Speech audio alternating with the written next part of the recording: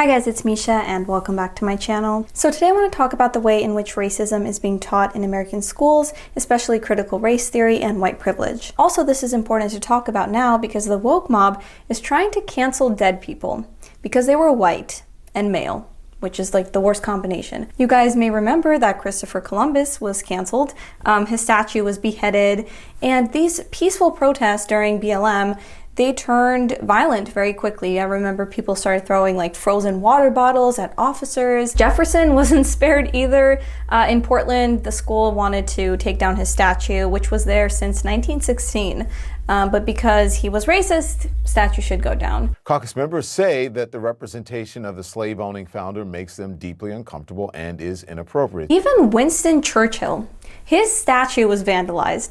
And it begs the question, I mean, can we really judge people based on today's standards? People are so far gone that they see Churchill as the representation of evil, racism, violence. So the statue had to be boarded up. Graffiti scrawled under his statue now reads, "Was a racist." A national hero has had to be boarded up. But the one person that seems to be exempt from this is Marx.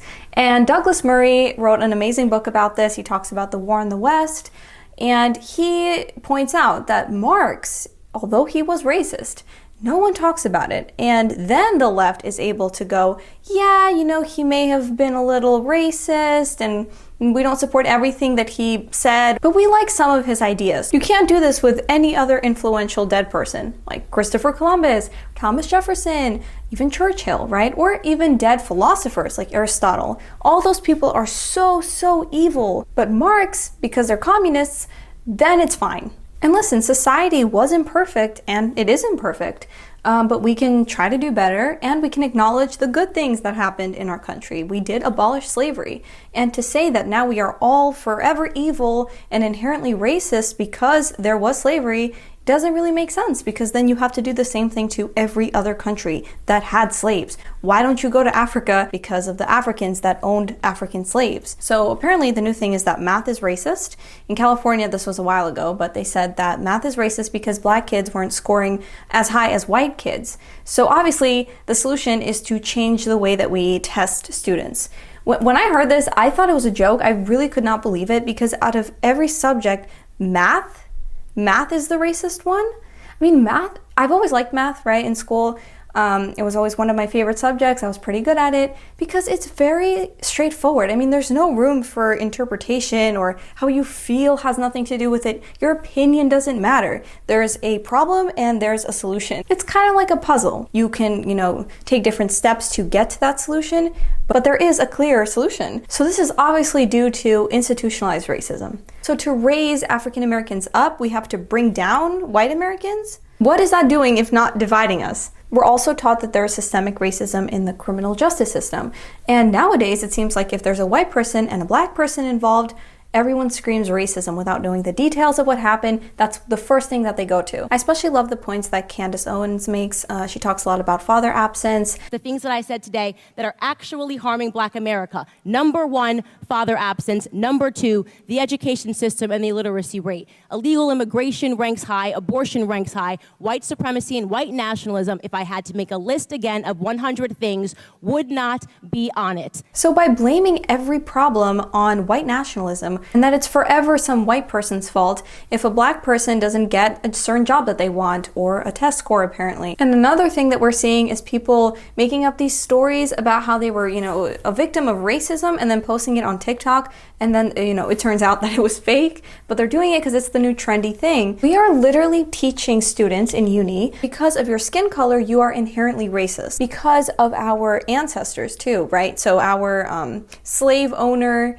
ancestors, which always made me laugh because my family is from Russia.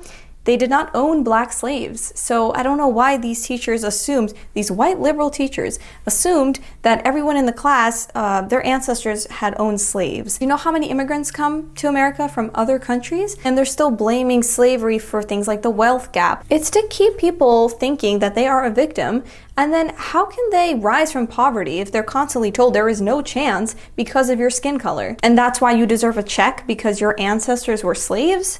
I mean, do you know how many people would need a check then? Not just black people, okay? People from all over the world, like so many countries had slaves. And I have this feeling that the teachers that are saying these things are the actual racist ones here. I have never been proud of being white, and I have never been ashamed of being white. It's just like a thing. I am white, okay? I mean, do people really go around thinking, wow, like my skin color, I am so like proud of it? No, you can't control your skin color. What is this? So I seriously think that they are the racist ones because they also seem to have this white savior sort of mentality. Like they have to help black people and literally view them as children that need to be somehow saved from this invisible evil force of institutionalized racism. Because it's the white liberals that are obsessed with skin color, okay? They are obsessed with dividing you and talking about how we're different. We have this notion that somehow if you're poor, you cannot do it. Poor kids are just as bright and just as talented as white kids. Poor kids are just as bright and just as talented as white kids. Also, if you're going to look at me and because of my skin color assume that I am racist, that is racist in itself. You think that because I am white, I think a certain way about another group of people. So you're assuming that based on my skin color. Like, what is that if not racist? As if you're not living in a country where if you make the right choices, you can rise from poverty, you can make something of yourself. And it's no wonder why schools run by Democrats have such worse outcomes for black Americans, because they're constantly teaching critical race theory, which doesn't help anybody. Instead of teaching them life skills that they need to, go work, it's all about how you are oppressed forever, and therefore you just tough luck for you, right? Of course, these African Americans are going to leave school thinking that the world is out to get them, everyone is against them, and that they can't succeed, which in turn will make it very difficult for them to succeed. It's keeping people with a victim mindset and it's hurting them. It's not doing any good, except it makes the white liberal teachers feel good about themselves, right? They think they're doing a good thing. Something positive about critical race theory, though, is that parents when they heard that their kids were learning about this, were pretty outraged because it is ridiculous. So with this culture war, at least, the parents are aware of what is being taught to their children. And back to the teachers, these are the same people that reject white and Asian students from universities because there are too many of that race group and not enough African Americans. That is literally racist. And with reparations and this idea that we have to compensate descendants of, African American slaves and those who suffered through this historical discrimination, if we were responsible for the crimes committed by our ancestors, nobody would be exempt from that. Nobody, because slavery happened, again, in so many different countries. So I want to talk a little bit about how slavery is taught in the classroom and how we tend to focus on the West and not really talk about anything other than the Atlantic slave trade. So a lot of kids end up believing that it started in the West. Indian Ocean slave trade is probably the oldest of the slave trades and transported more human beings, and it was multi-directional. Exports of the enslaved from the Indian Ocean to the Muslim world grew exponentially after Arab traders won control of the Swahili coast. And we don't really talk about how African kings would enslave other Africans from rival tribes and then sell them to Europeans. And of course, it's terrible what happened with the Atlantic slave trade, but it's important to talk about how those Africans ended up on the boats. And in general, people were enslaved around the world for many different reasons, not just race, okay? There were Europeans who enslaved other Europeans. There were indigenous people who had indigenous slaves. They would enslave their own people. But America seems to be the only country we ever talk about when, thinking of slavery, and not just with slavery. How am I responsible for what my ancestor might have done?